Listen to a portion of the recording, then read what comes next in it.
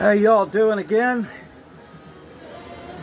I'm back. I just got through sanding the back window on the 40 Packard formal sedan. I cut the wood out that was in there and made a new wooden buck, put it in, and then I bent the metal around it and welded a piece of sheet metal over it. It's vinyl roof, but I still wanted metal there. All right, let me let you look-see and see how it looks. Okay, there it is. It's sanded in the rough. I'm going to feather it all in with some gorilla hair or mohair, whatever I have laying around. Put a thin coat on that on all the joints and places, because I had to overlap this. The stuff's pretty bad to weld to. It's thin. It's getting thin. So my welds look like a bunch of bubble gum. But I'm gonna sand them down a little bit better, feathering them in, and I might even go back and touch up these places. I'm not going to try to sew it completely up, but I would like to get a couple of them a little closer than that. See, there's a couple of them are a little far apart. I just don't want anything moving or lifting. Yeah, there's not much to talk about, but once I get through putting some monkey putty on it, I think it'll be okay. It's probably the best part of the whole car, but we'll see what it looks like when you can cover any kind of scent up with some filler. But sorry to say, but this guy's getting filler on it. There's no way not to do it. Not for what I'm working with. I'm working with a piece of wood and a 2x4 for a hammer, so now I have to make everything that way. The time I get through fudging it, I think it'll be okay. I cleaned some stuff just to see what we're going to have to work with. I sprayed some rust prohibitive right there. I'm going to see if it actually gets in the pits and cleans the pits. The rest of the metal, once you sand it, it looks good. That's under this primer.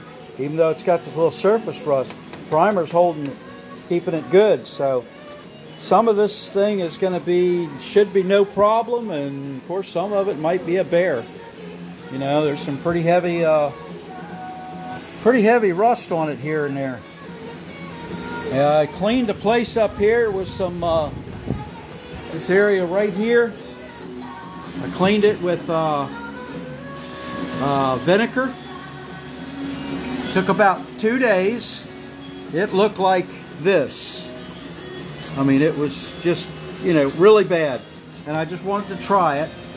And it took it right down to the bare steel, which was good. Then I sanded it and wiped it down real good with some acetone.